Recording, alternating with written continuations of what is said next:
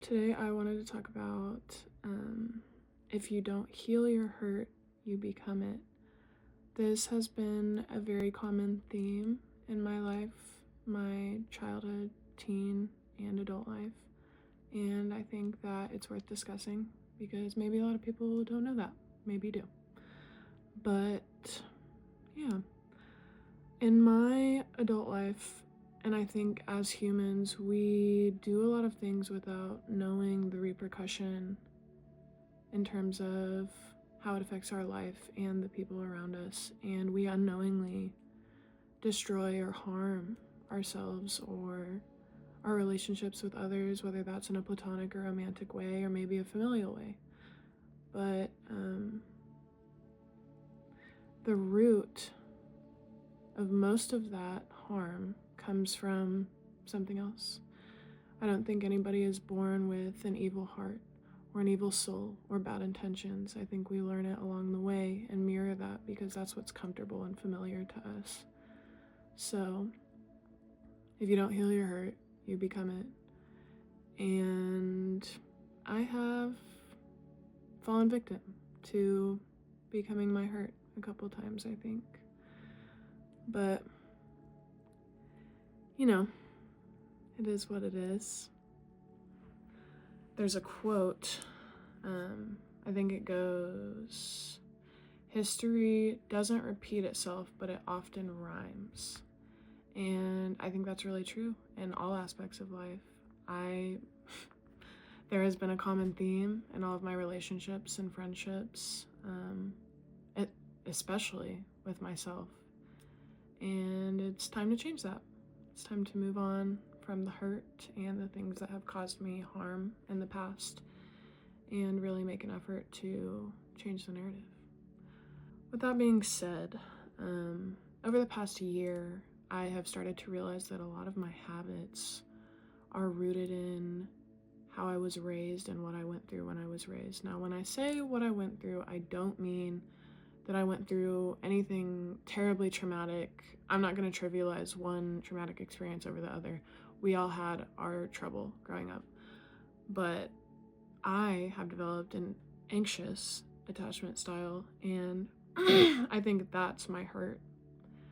And that's what I mirror into my relationships. And I've realized that a lot of my methods and coping skills revolve around, it has the look of reassurance, but it's rooted in insecurity and fear.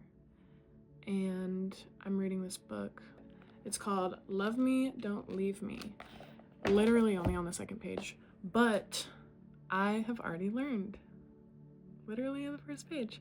I don't know if anybody can empathize with this. In any type of intimate relationship, if a conflict arises, you begin to feel very fearful. You almost feel like you're suffocating or drowning, like you can't exist without this person. You can't move on from this. It will not be okay. And that is rooted in your childhood, obviously. But the aspect of your childhood, scientifically, you can't survive without a parent, without a provider, a supporter. So when that sense of comfort is stripped from you, scientifically, you can't survive. So in your adult life, when you can survive on your own and you have that comfort or familiarity stripped from you, you are going to react like you are actually going to die. And that makes so much sense to me. It seems so like elementary to say on camera, but I can't believe I didn't connect that sooner. And I felt that way a lot of times over the past year. Like if a conflict arose between me and my family or me and a romantic partner, I became very, very scared, panicked, fearful, and it wasn't good for anybody. And I didn't learn anything from it. So I'm here to help you guys the best I can, at least by pointing out that, hey, maybe that's what you're going through, because you can survive. You will continue to exist without this person, and that's okay. To tie things up though, there is a fix. The fix obviously starts with you acknowledging that maybe you're not perfect, maybe you have a problem, and also acknowledging that you are lovable, and there are parts of you that might be unfavorable to you, but there's someone out there that will see those parts of you and cherish them and really hone in on those vulnerable aspects about you.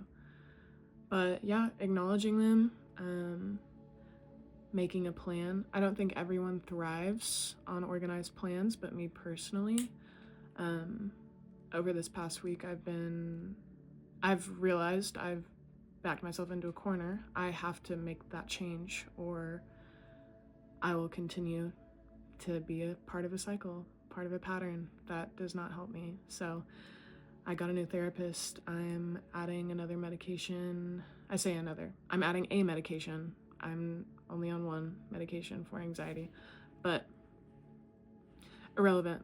Adding another one. I'm seeing a new therapist that's more catered to my needs and less a yes man, more of a constructive critiquer, if that makes sense.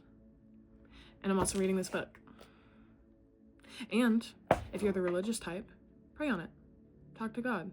Talk with God more. Whoever your God may be, one, plural, none, nature, the universe, whoever you look to, talk with them. I feel like I have fucking TB every time I cough. Anyway. Additionally, credit yourself for how far you've come. I can almost guarantee that 90% of you that may be struggling with this issue, it's easy to sit here and look in the mirror and say, oh, well, I've struggled with this my entire life, and never have I been conscious, or never have I progressed past this. I am almost 100% positive you have progressed, because getting to the acknowledgement part and seeing the pattern is a huge step in overcoming the attachment and the anxiety. So credit yourself. Credit yourself for what you've done. I think also in the process of trying to heal those broken parts of you, I say broken, I don't mean you are broken. I mean, maybe you want to change that part of yourself and it's not favorable to your lifestyle or your health. But you are not going to fix your attachment style by isolating. There has to be trial and error. You have to put yourself in a situation where you are put to the test. You cannot learn to be better in the comfort of your home with no one around. There is a trial and error. I know that's so terrifying. It's terrifying for me to think about, but you have got to step out of your house, step out of yourself, and put yourself in a position to be tested. And I think the last thing that I would suggest for anybody that is suffering with becoming their hurt or anxious attachment, which is a little more catered to me, but you get the gist. Know your roots. Know where it comes from. I think knowing where it comes from, at least a start, whether that be your dad or maybe you experienced a loss in your childhood, knowing your roots and acknowledging the place will help you identify a pattern and a similarity in your life so you can help navigate your triggers and your roots. But I really do. I appreciate you guys that have supported me so far. There's not a lot of you, but you're all so important to me and special, and today was a hard day and you made it just a little better. So thank you. Thank you for your support and your messages and subscribing to my channel.